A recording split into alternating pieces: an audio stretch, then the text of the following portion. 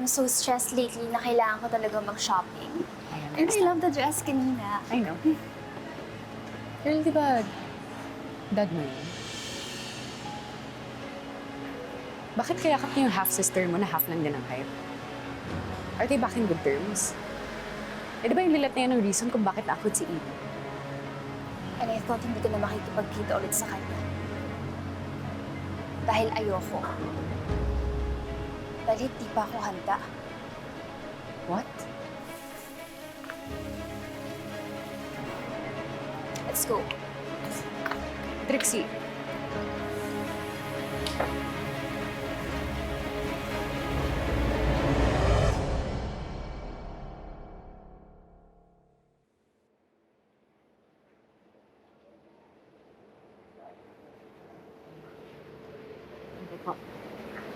Ay, Sir, Tay, may itatanong po pala ako sa inyo.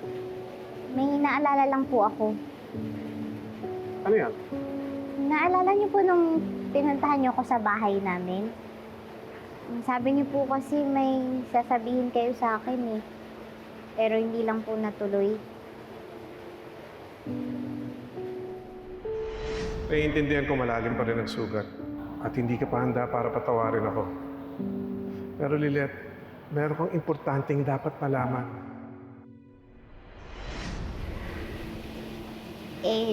Mukhang importante po kasi yung sasabihin niyo eh. Pwede ko po bang malaman kung ano yun? Yung sasabihin ko sa'yo, tungkol sa nanay mo.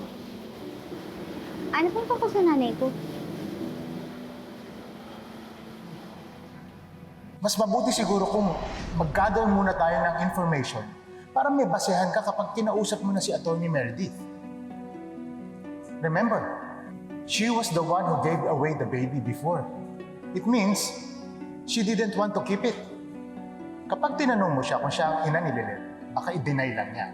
Pero, kapag meron ka ng impormasyon at ebidensya na bago at naniniwala kang tama ka, hindi na siya basta-basta makakatanggi.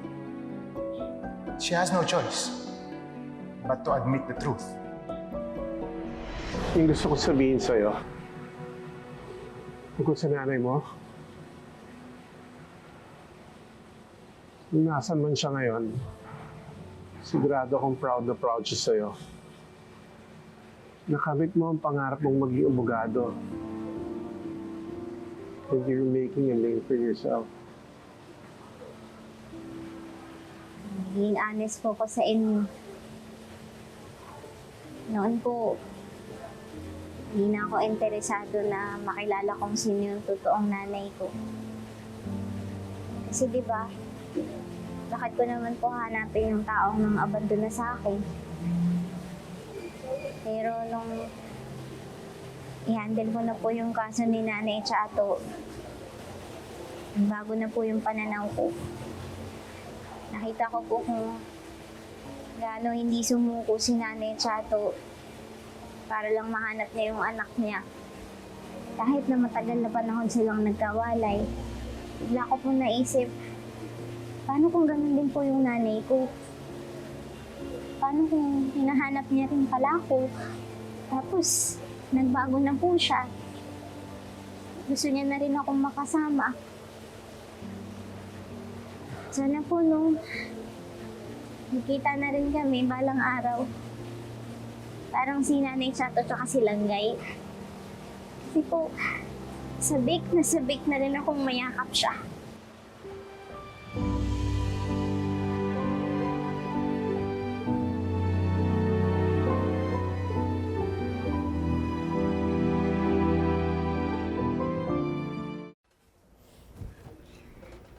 Ang gaan po sa pakiramdam, Tinang. Parang may natanggal po na mabigat na nakadagan sa dibdib ko. Sa kabila po ng lahat ng nangyaring masalimuot, hindi ko po talaga naisip na magkakaayos din kami ni Sir Ramir. Sa totoo lang, anak, gabi-gabi pinagdarasal ko na sana magkaayos kayo ni Sir Ramir. At salamat sa Diyos, tinupad niya ang dasal ko. Isa na lang po yung kulang.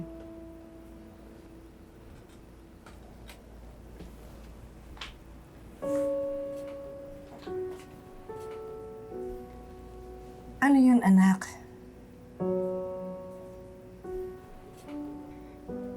Tinang para sa akin po. Kayo yung nanay ko. Naging sobrang mabuting magulang po kayo sa akin. Pinapahalagahan ko po yun. Sana po, kung nasan man yung totoong nanay ko, sana magkita na rin po kami at maging okay kami. Para dalawa na po kayong nanay ko.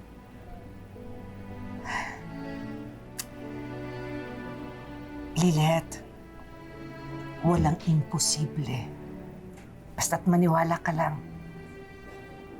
Mahanap mo rin yung totoo mong nanay. Mangyayari yun.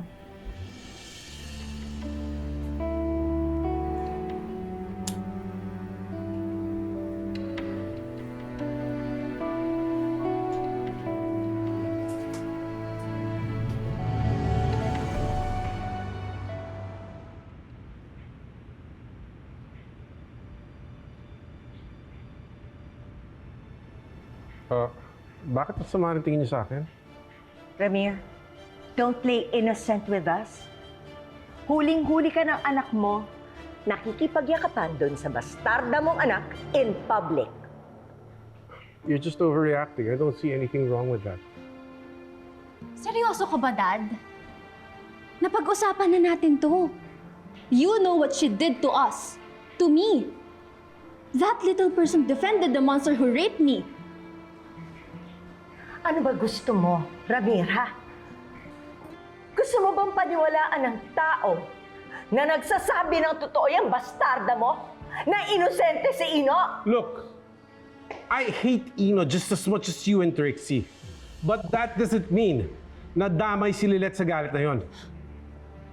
Ramir, may anak ka! Isa! Eto! Sobra na! Kalmado ako noon nang sinabi ko sa'yo, hindi ko gusto yung plano mo. Dahil nga iniingatan namin yung puso mo. Pero ngayon, alam mo na rin siguro na hindi rin gusto ni Trixie ang plano mong pakikipagkita dyan sa anak mong bastarda. Patricia. This is the last time.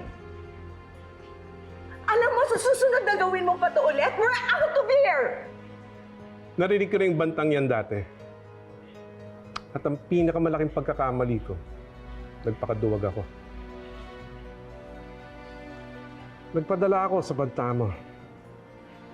Pero hindi na mauulit yon. Hindi ko na uulit yung pagkakamaling yon dahil simula ngayon, hindi na ako papayag na pagbawalan mo ako maging ama kay Lilet.